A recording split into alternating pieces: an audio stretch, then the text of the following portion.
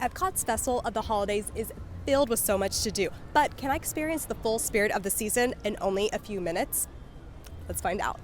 I've got my festival guide and my festival gift card, so we're ready to go.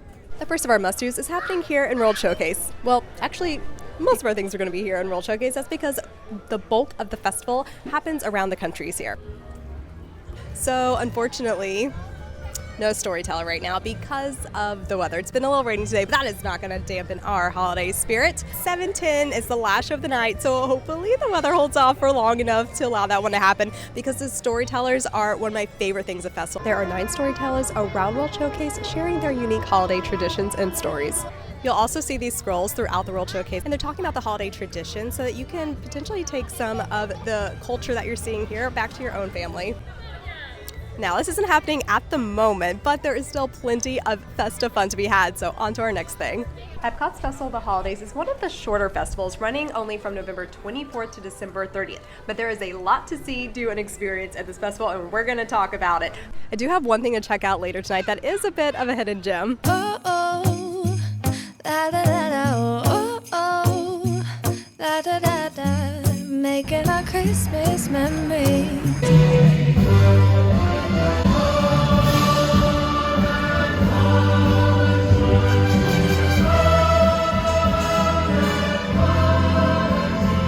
Second thing you've got to do at Festival of the Holidays, Candlelight Processional.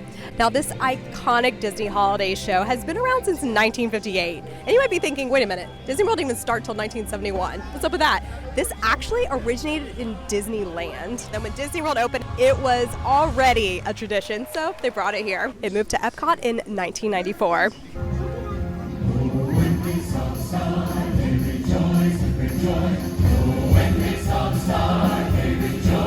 I love that song. The Candlelight Processional is happening 3 times a night, and there's always a celebrity narrator that rotates throughout the season. Here's a list of them all. It's a couple. And then there's the Voices of Liberty singers, there's an orchestra, there are trumpeteers, and there is a choir made up of volunteer cast members. It's really an incredibly special production and definitely a can't miss. And we're actually right where we need to be for our next can't miss. I will say the rain is making the Christmas lights glisten even more. Look at that. How beautiful is that? I love it here.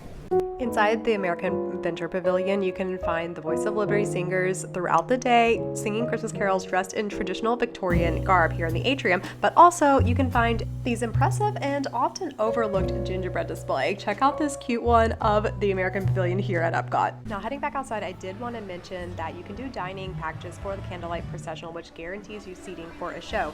There's even a quick service option here at the Regal Eagle, but you can only do this day up, whereas the other options you can book in advance. But definitely get in line early if you're not doing a dining package because people will line up before the previous show even ends.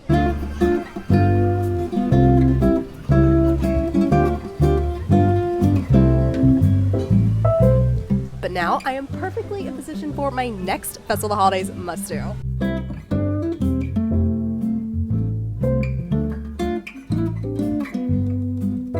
Of course, it wouldn't be an Epcot festival if there wasn't some delicious food.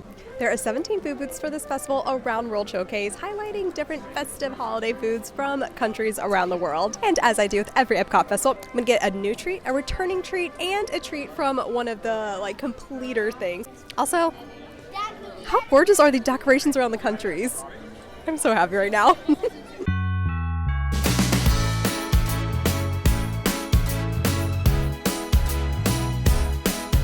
I'll be back for you in Norway, but first there's something else I need to do.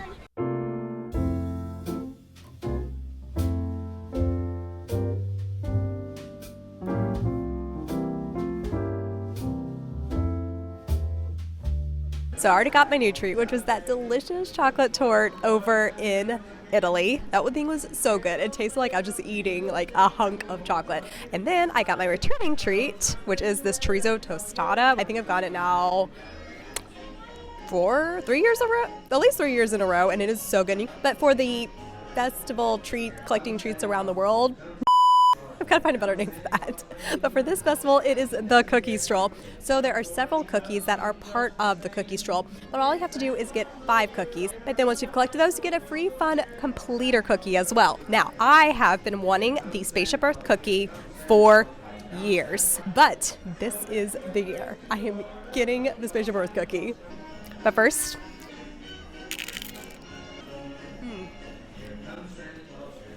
it's got a bit of a kick to it.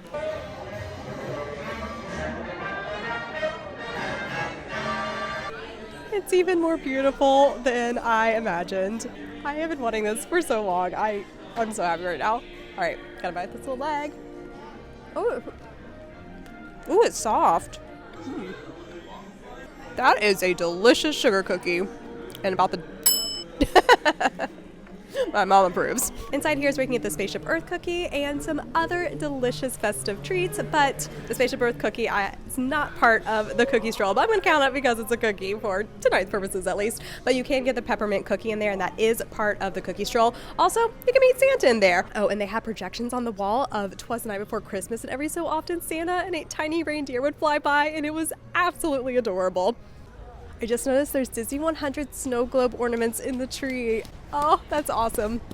So that Spaceship Earth cookie was absolutely adorable. It was so sparkly and pretty. It tasted great, and it wasn't too sweet. Sometimes sweets can be like a little too sweet, but that one was perfect. And now I am finally heading to my next must-do. Living with the Land's holiday overlay is back. The glimmering greenhouse is absolutely gorgeous and magical with Christmas lights everywhere. It takes a must-do ride, well, for me at least, and turns it into an absolute game changer. Done a lot of the festival must-dos, but there is still one glaring thing I need to do. Well, hello there! Good evening, everyone! My name is Sigrid, and I am the holiday ambassador for the Norway Pavilion.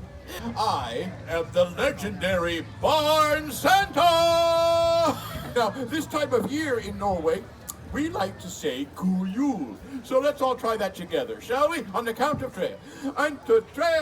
God Jul! I'm so glad we got to see the Storyteller. I absolutely love this festival because it's really about what the season's about, and getting to see all the different representatives talking about their traditional stories and getting to learn a little bit about different cultures, I feel like just brings us together even more.